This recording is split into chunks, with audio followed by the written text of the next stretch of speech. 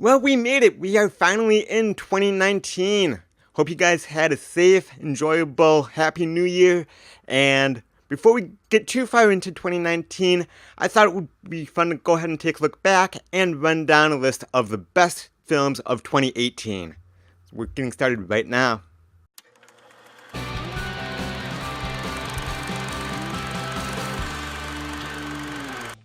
Welcome to Jeffito's Movie Blog. I'm Jeff Malicki. If you're new here on this channel, I do movie reviews, movie news, box office predictions, all sorts of fun stuff.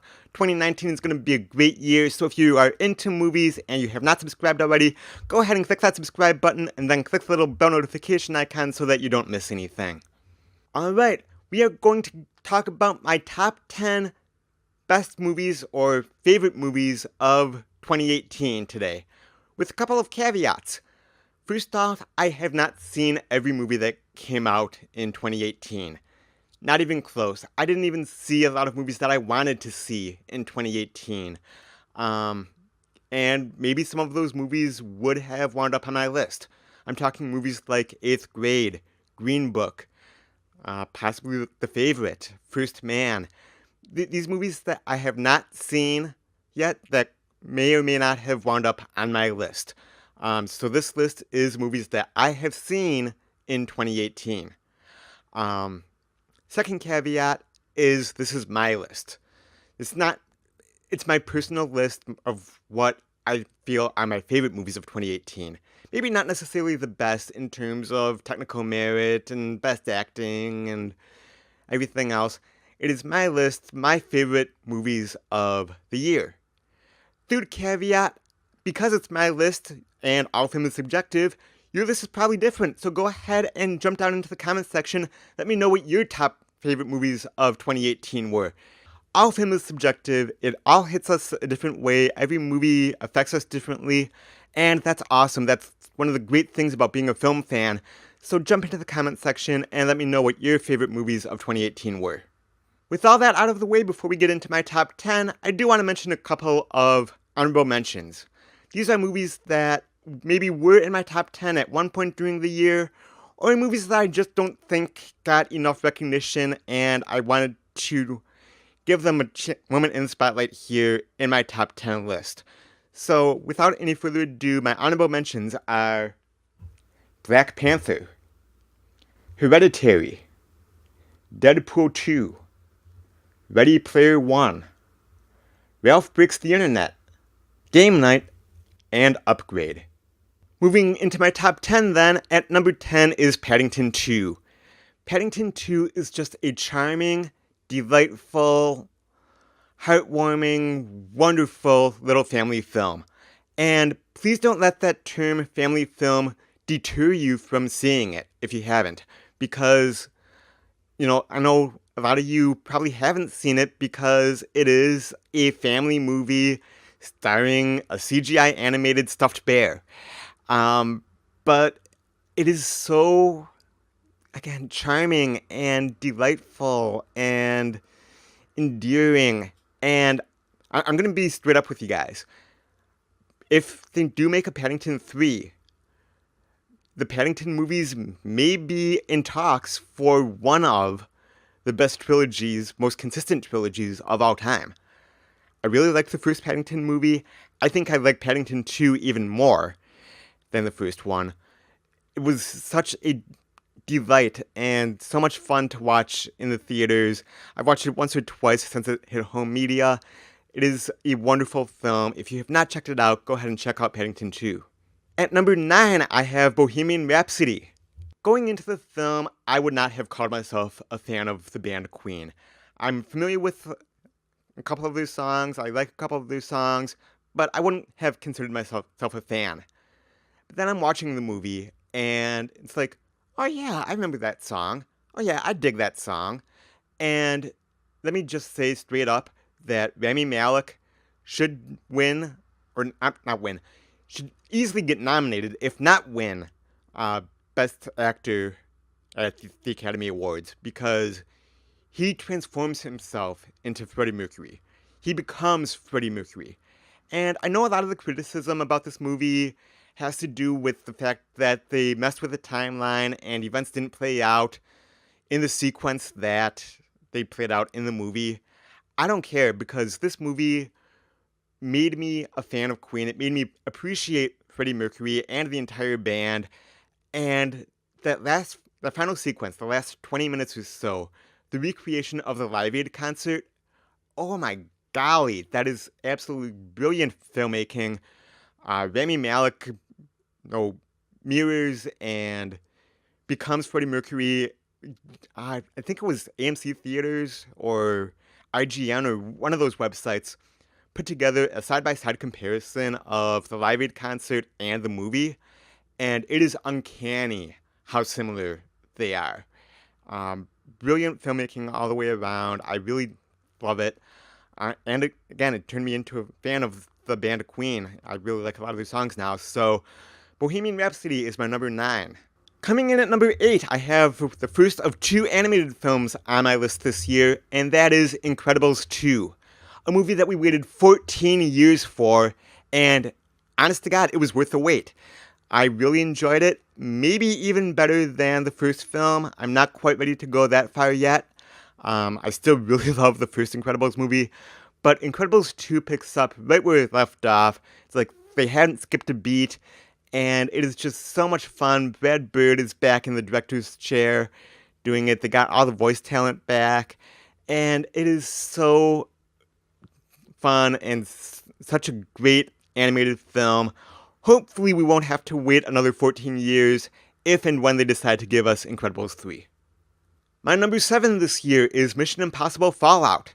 Mission Impossible Fallout is the best action film of the year.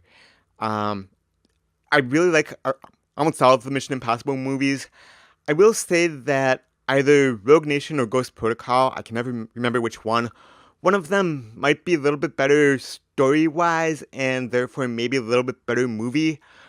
But this one was just insane with the action and Tom Cruise going up against Henry Cavill and the action scenes. And I mean, Tom Cruise is like in his 50s and he's running across rooftops and jumping out of airplanes and everything, doing his own stunts.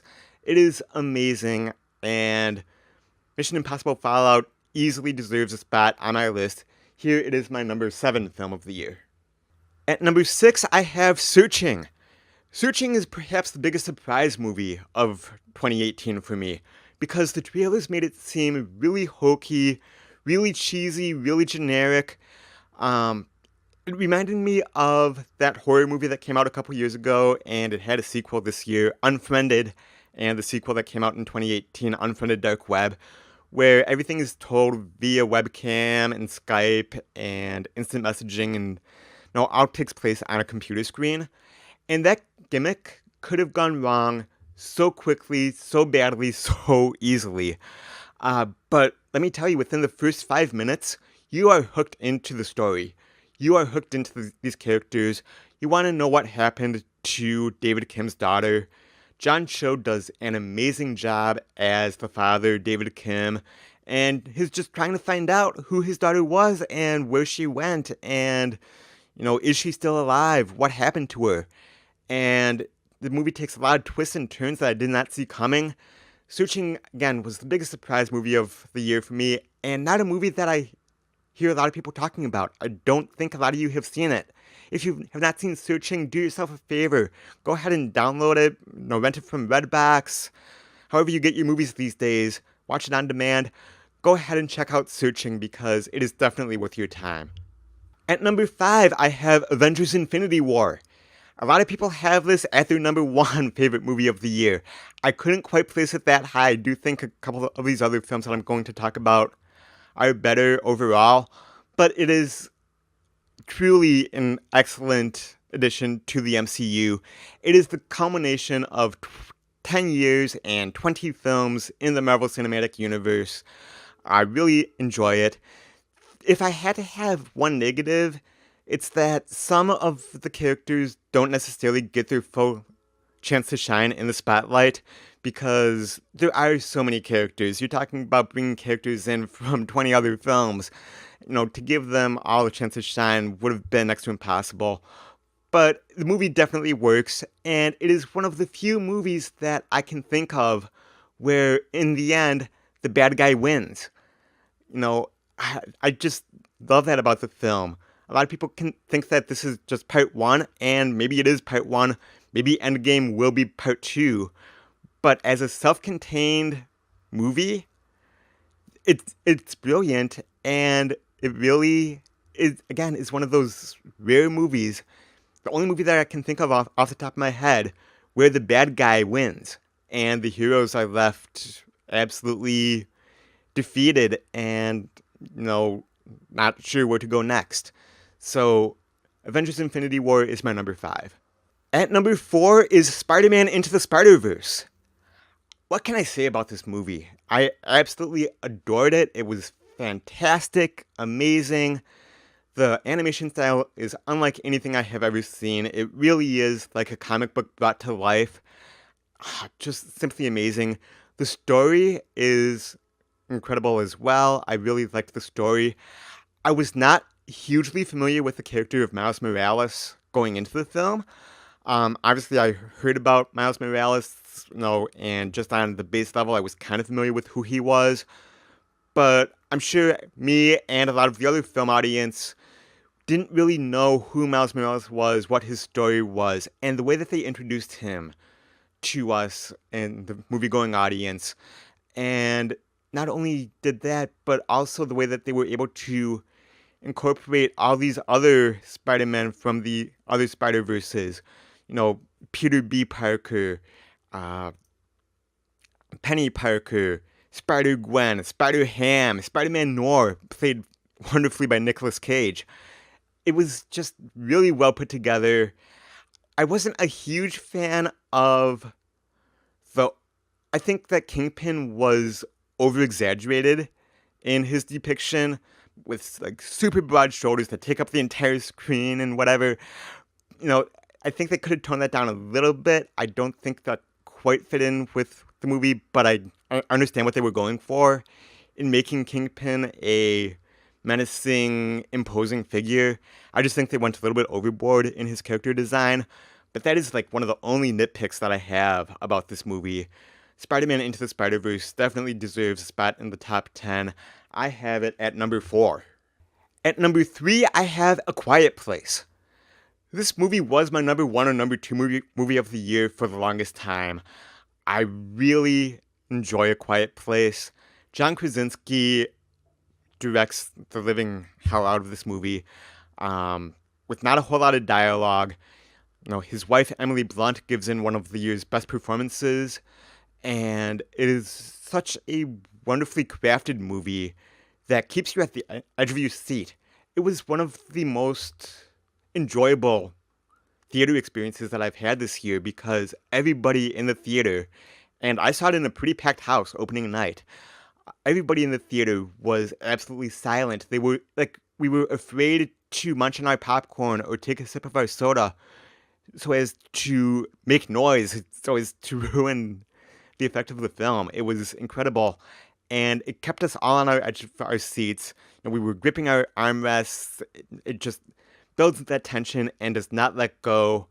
And I do also have to give special props to the child actors, Noah Jupe and the daughter, who is deaf in real life and has cochlear implants. But she turns in a great performance as well, and I think she might be a dark horse for a Best Supporting Actress nomination. I would not be surprised if the daughter from A Quiet Place sneaks in there somewhere and gets a Best Supporting Actress nomination. I'm not saying it's going to happen, but by the same token, I would not be surprised at all. A Quiet Place is my number 3 film of the year. Coming in at number 2, I have A Star is Born. Oh my golly, do I love this film.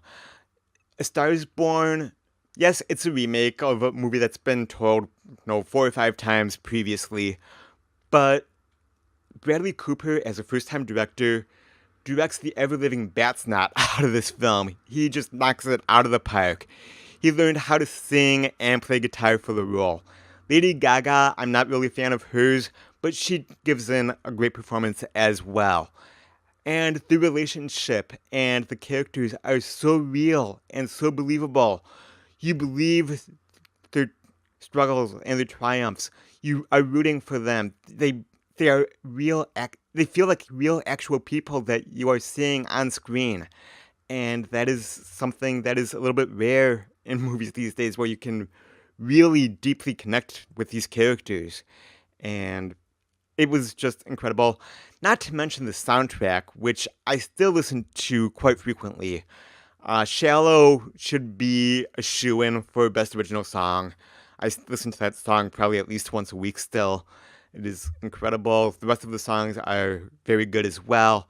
A Star is Born is my number 2 movie of the year.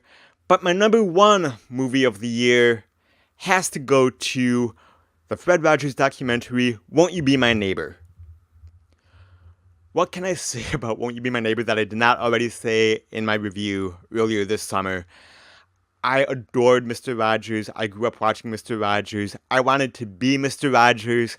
I had his couple of his puppets that you saw in the review that I did earlier this summer. I mean, Mr. Rogers was a huge part of my life, and this documentary does such an amazing job of chronicling his life and the making of his television program, and letting you know that what you saw is what you got. Fred Rogers was real. He wasn't an actor. He wasn't trying to be somebody that he wasn't. What you saw on the show is who Fred Rogers was. And he's the gold standard, I think, of what human beings should strive to be. What you and I should try to better ourselves to be more like Fred Rogers. He loved everybody, no matter how old you were, how young you were, what your sexual orientation was, what race you are. It didn't matter. You know, he was able to love you and, you know, just have that friendship with you. And that is something that is desperately needed in our world today. I mean, Fred Rogers is my hero. He always has been my hero. And again, if you watch this movie and do not get choked up and it doesn't move you to try to be a better person, I don't know what's wrong with you. Because, again, Fred Rogers should be the standard of what we try to be. Won't You Be My Neighbor is my number 1 movie of 2018. So there you have it, guys. My favorite films of 2018. As I said, there are a lot of movies that I did not get to see for one reason or the other this year, some of which may have ended up in this list. And again, my list is probably completely different from your list, so go ahead and jump into the comment section and let me know what your favorite films of 2018 were. Thanks for tuning in to this episode of Jeffito's Movie Vlog. You can watch more by clicking right over here. If you haven't subscribed to my channel yet, do so right now by clicking that round icon with my picture on it. If you like this video, hit the thumbs up button and then share it with other movie fans in your life. Thanks again for watching, and until next time, I will see you at the movies. Bye-bye.